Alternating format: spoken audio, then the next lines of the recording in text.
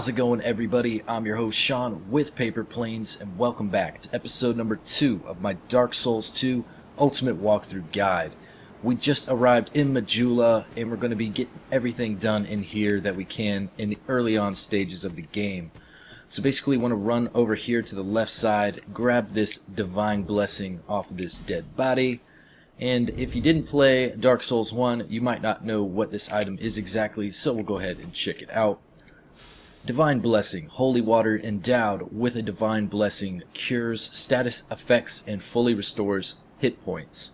Water blessed by an ancient goddess, her name is long forgotten, and the Magic Academy of Melfia denies even her existence. Just some kind of lore-based stuff here.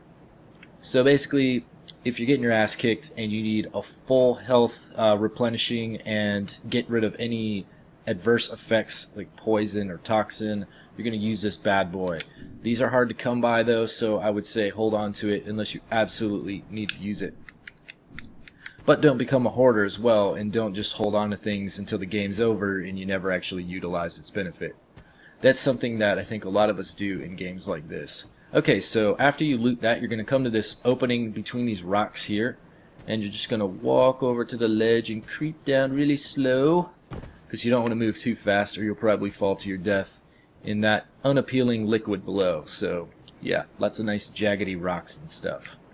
Now you're going to get to this edge and drop off here. Don't worry if you slide onto the rock, you're not going to fall off. You'll see lots of bloodstains in these areas.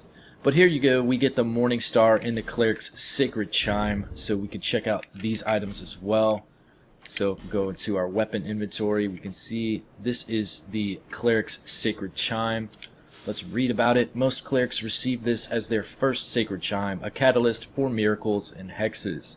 To use miracles, equip a Sacred Chime and attune a miracle at a bonfire. The strength of most miracles is affected by the caster's faith. That pretty much sums it up, just as good as I could have done, so that's good for that. And then we've got the Morning Star, a club fitted with a spiked head. The spikes of this blunt weapon cause bleeding, normally wielded by clerics, but clearly intended to draw blood. So these weapons are actually picked up together. It's a good combination for a cleric, and it kind of tells you as much as you need to know about that as well. And of course you can see the weapon stats if you look at it compared to my dagger equipped. It'll tell you in the blue columns, the columns highlighted by blue, those basically say that's an increase, and then anything in red is a downgrade. So that's how you'll tell, should I switch to this or not? And then you can also see the requirements in the bottom left. See, it says 15 strength. I can't actually equip this because of that reason. So I wouldn't actually, I mean I could equip it, but I wouldn't be able to wield it effectively. So you have to be cautious of those kind of limitations as well. Just like my spoon. 6 strength, can't even carry a spoon. Awesome. Okay, so we're going to keep moving forward here. We've got some binoculars to loot. Binoculars were in the first game as well, and probably not used by many. I don't know, I think it's in the actually equipables. Yeah, it is. So we'll take a look at it here. Binoculars are used to peer at distant sights. Equip in place of a weapon to use, a rare tool crafted in Volgan. These won't help you in battle, but with a little creativity can be put to good use. So, of course, binoculars, you know what they are in real life. They're the same thing in this game. They're going to help you zoom in on distant objects. But I usually like to use a bow for that reason, because if I wanted to see something that far away, it was typically because I wanted to snipe it. So I never really use binoculars, but of course you are more than welcome to do so. So now we're in this area here, and we're going to loot this chest. This is just going to be a rusted coin, I believe. It feels like it should be something more substantial in a chest like that. I mean, you're just going to leave one little rusty coin in that kind of chest. And we've picked up one of these items before. That's why you'll see here that we have 2 of them now. And as we found out last episode, this just boosts your luck, which is basically increasing your ability to get better, or to get items from enemies more often. So if you're killing a certain mob trying to get one kind of weapon, then you've got a better chance at achieving that. So here's our first interaction with the bonfire in whatever this place is called, Majula. That's right. So we can rest here, and now we'll be able to see our first opportunity to use the travel queue. And so we're at Majula, and then we can travel to any previous bonfire we've rested at. So that is obviously things betwixt. As we progress through the game, we'll unlock more and more bonfires to travel to, so that's going to be good, something to look forward to. This is a huge upgrade from Dark Souls 1. I love the fact that they do this. Alright, so before we get on to anything else, we're going to run over here and talk to this chick, the Emerald Herald. She is going to give us our Estus flask, and you're going to want to exhaust all conversation options. So I'm going to do that, and I'm not going to make you guys suffer through that process. Are you, or mere bearer of... I will take this. So here we get our Estus flask. You're going to go ahead and continue to talk to her. She's basically the one that you're going to level up your character at. So whenever you want to spend souls to improve your soul level, you're going to come back to her. And that's what's so key about the fast travel bonfire solution in Dark Souls 2. It's because you're going to constantly need to return to this NPC to level up your character. Now, this is another important thing that you guys need to know. Do not kill the NPCs unless you absolutely need to. This NPC in particular is the least, I don't know what the correct word is, but you don't want to kill this NPC more so than any others, because if you want to level up, you're going to have to spend an extra amount of souls every time you do that, because she's dead, and you'll have to do some kind of manipulation to revive her for that process. It's just not worth it. If you are in the habit of killing NPCs early in the game, you're missing out on a lot of things they have to offer. So just hold off to that, and I'll guide you through that process. So towards the end of the game, if an NPC is worth killing, we'll go ahead and do that.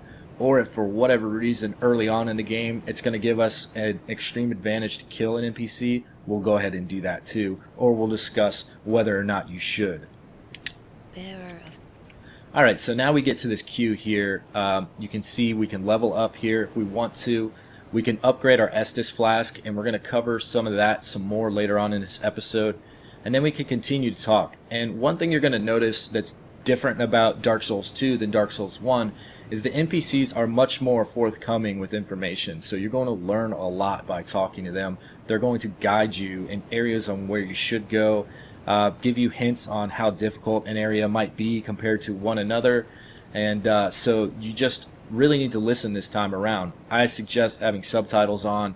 That way you're actually remembering, reading, and hearing at the same time. Over there. Okay, so she's pretty much gone through all of her conversation points at this point in the game. She's given us lots of information. She's told us about surrounding NPCs, surrounding areas, things that we need to know. So we'll basically leave her at this point, and we're going to continue on over here. Gonna go talk to this buddy right here. He kind of reminds me of the crestfallen warrior or traveler in the first Dark Souls. So we're gonna keep talking to Saul Den here. He is actually a Covenant leader, and this is the reason we're actually talking to him at this time, because we want to join his Covenant. By doing so, we're going to get a nice ring item. So we're going to say yes to joining the Way of the Blue.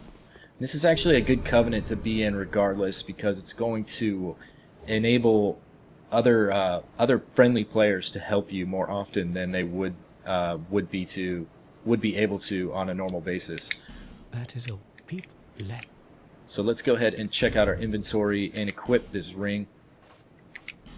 So here we got the blue seal. Let's read about it. Ring of the Way of the Blue Covenant increases hit points slightly. The Way of the Blue is not a developed religion. It is a humble prayer that spread naturally among those seeking help. When apostles of blue are invaded by dark spirits, they can receive assistance from masters of other worlds. So it basically tells you right there, because you're a member of this covenant.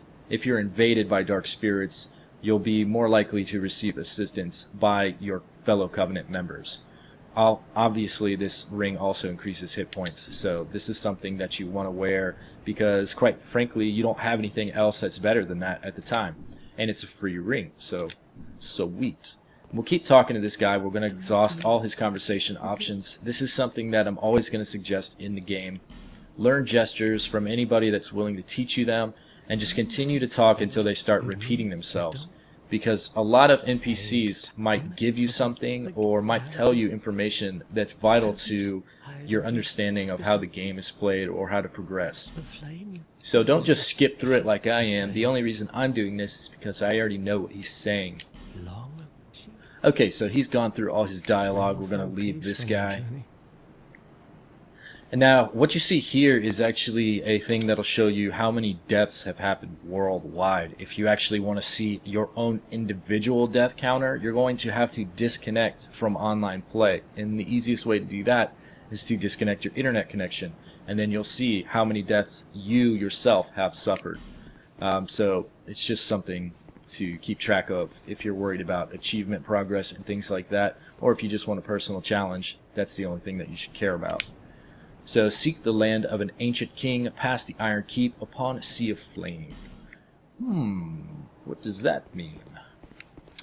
So, now we've gotten everything that we can from this fellow. Also, I've got a video on how to obtain a different ring. If you want to kill yourself 100 times, you can get a ring from Saldan back there as well. So, go ahead and do that if you like, but it's a long process. So it's kind of up to you. If you feel like spending that time dying so often, then go for it.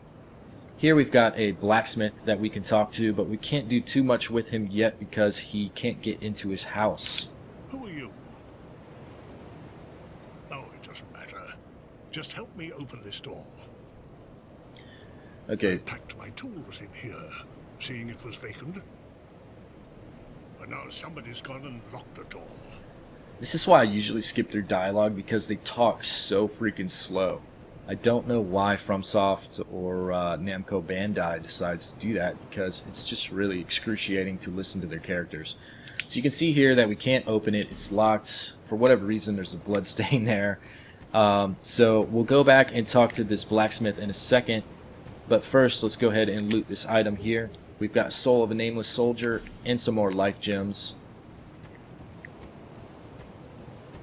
So here we are. I'm a blacksmith. Bring me that key.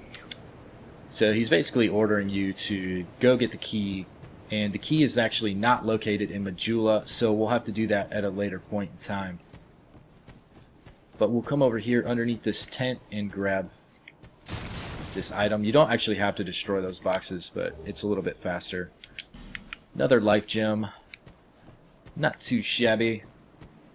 Now be careful about this area. You'll see here that there is a blood stain for good reason. You're not going to be able to make that fall. So just because you see that item, don't get overzealous and try to make that jump down there. You will die.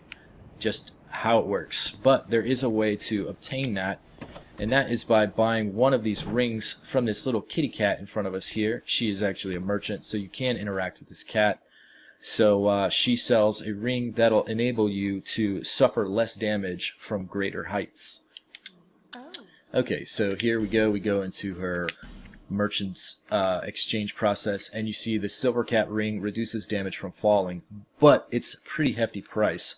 13k souls is a little bit too much to spend at this point in time, so I'm not going to suggest you guys go farm souls and buy this item. There are much better things to be spending our coin on at this moment. She also has some health items and some other miscellaneous things. Like, okay, the homeward bone is essential, but we picked up some for free in a moment. We haven't got it yet, but there are some around the corner from us. We've got the prism stone. Prism stone basically allows you to illuminate your path wherever you're at. It's kind of like leaving breadcrumbs and following your trail back home. We've got the Alluring Skull. The Alluring Skull was also in Dark Souls 1, and it kind of is almost like a bait for enemies. If a certain enemy reacts to it, it might lead itself into fire, so that's pretty cool. And the Lloyd's Talisman, another item that we're used to seeing if you play Dark Souls 1, and this just disables an enemy player or an enemy NPC from consuming an Estus flask. So if you're fighting something that heals itself using Estuses, or if you're fighting another player and they're healing, you want to throw this Lloyd's Talisman at them, and if you're successful at doing so, they won't be able to heal using an Estus flask for a certain amount of time. So this is pretty beneficial as well. But none of these things I feel are necessary to spend our souls on at this moment. So we're going to look at her other menu items here. She is the Covenant NPC, essentially. She will allow you to abandon your covenants and check your status with other covenants as well. So we can see here we're currently in the Way of Blue and we have a rank of 0. So if we joined another covenant, this would still be listed here, and it would list however our progress was in that previous covenant and the current covenant as well. So let's continue to talk to her and exhaust all the conversation options as well. Okay, so we've exhausted her conversation options. Within that time, she's revealed that there are 2 covenants located around the corner from us, one of which we've already discovered. Okay, so we've already joined the Way of the Blue, and the second covenant that she's talking about is located up here. She talked about the Victor Stone, and that is the Victor Stone right in front of us. First, we're going to loot these Homered Bones. Yes, awesome. 5 Homered Bones. That's a pretty good grab right there. So if you kneel in front of this stone, you can offer awe stones as part of your way to improve your current level with this covenant. I don't want to join this covenant because I like the current covenant that we're in, but you guys can do this, and what this covenant does is it actually makes it more difficult on you to play the game. So you'll take more damage and the enemies will receive less damage. So this is more of a challenge than anything, and you can see how many other players have offered X amount of awe stones. So it's just kind of a personal challenge. If you have a goal of making the game difficult, which you probably shouldn't do if this is your first time playing, especially if you're watching the walkthrough, you don't necessarily want to make things harder for yourself than they already are. Because there'll be a point in playing the game where you've played it so much where you're like, hey, I want to get a new challenge going. This is what this covenant is for. So we'll visit this at a later point in time. Sorry, Victor Stone, I kneel to no one. So we've got a few other things we can grab here. Specifically, the most important item is just around the corner here, and all we're going to do is melee attack this boulder across the well. It's going to release a mechanism to carry up this body, and this is an Estus flask shard. So we're going to run away from this area. You don't want to linger too long over there because there are some mean little piggies. And they are little. They're really hard to see. If they come after you, you might not even notice them at first until they start hurting you. But we're in our inventory now, and let's check out this item. So we've got an Estus flask shard. The shard of an Estus flask. Shards are deeply soaked in Estus. Graft the shard to an Estus flask to increase flask uses. Over the ages, countless souls rested their bones as they drank from the original flask, and now this shard remains, serving as a vestige of their hopes and dreams. So, if you're used to Dark Souls 1, there's a pretty significant difference to the Estus flask right off the bat.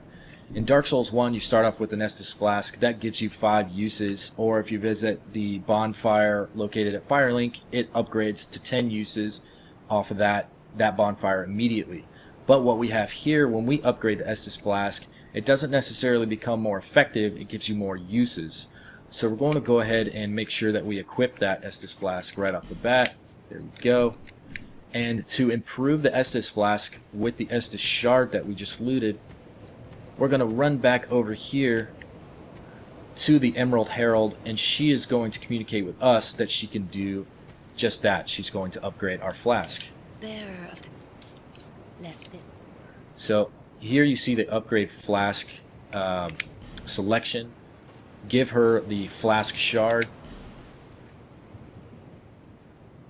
And there we go. It's going to upgrade. It doesn't really give you any kind of audible sound. It's just written text right there. Now, since we don't have another shard to upgrade, we're going to get this kind of response. You do not have an Estus flask shard.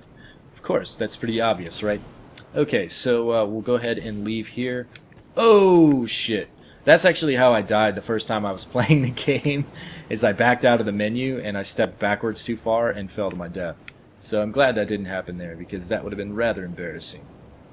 Alright, so now you see here, if we switch to our Estus flask, we have 2 charges instead of 1. So that's how that benefited us, which is definitely pretty good to start off, because you have these life gems. So the Estus flask isn't as essential as it used to be, but it's still something that you want to use before you use your gems. Because of course, whenever you visit a bonfire, your Estus flask will become renewable. Alright, so we're going to go into this building right here, and this is one of our other merchants available. Sorry, I could read. And their name is Malin the Armorer. So even though your blacksmith over there is refusing to help you out because they can't get into their house just yet, and they're mighty demanding, by the way, we can still buy armorsmith items from this merchant at the current time. So what I'm going to suggest is no matter what kind of character you are, if you can wield a shield, you're going to buy the Silver Eagle Knight Shield. You can see here that it requires 10 strength. My character doesn't even have anywhere near that just yet, so we're going to have to level up our character to be able to hold a shield like this. So for a mage specifically, I'm not going to get this shield just yet because I won't be able to use it at the time being, and it's going to take quite a few levels to ensure that I can. So what I'm going to do is just fight a little bit safer, fight with range, roll, evade, do as much as I can without having to require using my shield. And we'll be able to pick up a shield in a short time enough, so I'm just not going to spend these souls. But I think if you're any character that is close enough to being able to hold it with strength, go ahead and do it. Upgrade your character if it's only going to take a few levels, and get the shield because it's very, very useful early on, especially while you're learning how to play the game. Okay, obviously we have some armor options. I'm not going to do any of this either. I'm pretty much hoarding my souls until we have the best way to spend them. So, which right now, it's not, we're doing pretty good. We're still doing pretty significant amount of damage to enemies. We're not going to take much damage because we're fighting smart and evasive, so we don't need to upgrade too much at this time. So we can continue talking to Malin and exhaust all their conversation options as well. Okay, so once they start huffing and puffing, that's when they're done with their conversation. Now we're going to climb up this ladder, and even though he just got through telling you how broken and what a bum he is, we're going to pillage his goods. What nice people we are. So we get a Titanite shard, and if you're not familiar with these objects, let me go ahead and go into the inventory panel. Whoops. Still got to get used to the menu sometimes. Come on, baby. There we go. Alright, so we have this Titanite shard here. Let's go ahead and read about it. Titanite shards used to reinforce equipment up to +3. Titanite was discovered in an ancient layer of earth and is said to be the gift of the gods. Titanite of this size has very little power, but it is still a rare find. So don't be confused by what this is saying. Very little power, I don't agree with. It's just little power compared to something like the Titanite chunk or slab. But early on in the game, if you can upgrade your equipment with Titanite shards, it makes them so much more powerful, and that is the best way to go about things. Leveling your character is good, leveling your weapons and armor is much better. So improving your gear is the first thing that you should be doing instead of leveling up a character, unless you're trying to get to a certain stat allocation to enable yourself to use or hold an item. So think about what gear you're going to want to use first, and then if your stats allow it, upgrade the gear itself, not your character, because the character upgrades are the benefits from that are very small, but you're using your weapon and your armor constantly, so those benefits outweigh your character benefits by a large margin. So that's what you want to focus on originally. Okay, so there's nothing here left for us. We can go ahead and fail roll. That ladder's so small, I just wanted to roll over it. So now we are pretty good in this area. This door in front of us is locked, but just for your viewing pleasure, I will prove that I am not lying to you. Alright. So we've got the little piggies over here. This is where they're hanging out. If you want to mess with them, you can. So you can't even really see them. They're really hard to see. So we'll target one. And they'll all attack together, so you got to be careful. See that little bastard? And they just keep coming. But their attacks are slow, so once they charge up like that, you can just avoid them. So for little pig bastards like that, you would expect them to go down pretty easily. But they don't. They just keep charging, it's funny. Poor little piggies. And they will drop items, but it's very rare. So you can sit here at the bonfire and farm if you want to. But it's kind of a waste of time because the souls that they drop are so limited. And the items that they drop, when they do, it's few and far between. So you're just pretty much wasting your time with that. Let's see what this message is. Pointless. Is that what it said? Pointless ahead? Alright, whatever. 3 little pigs. I don't know if that's supposed to be like an Easter egg or what, but that's what was there. 3 little piggies. Alright guys, so that's it for the Majula area. From here, this is kind of like a central hub for us. This is basically your Firelink Shrine of Dark Souls 2. So what we're going to do from here is there's 3 different places we can go. We can drop down this area, but we don't necessarily want to do that. We can go funk with the giants, which is what we're going to do next, or we can go to Hade's area, and that's a viable option as well. Honestly, it's kind of a toss-up between Hade's and the giants, but I personally am choosing the path of the giants. So that's what we'll have to look forward to next episode. Before I bail out, I'm always going to hit a bonfire if there's one around me because it's going to repair my equipment constantly.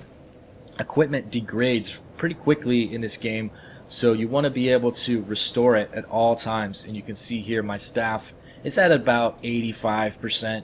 So once I tap this bonfire, it'll be back to 100. Awesome.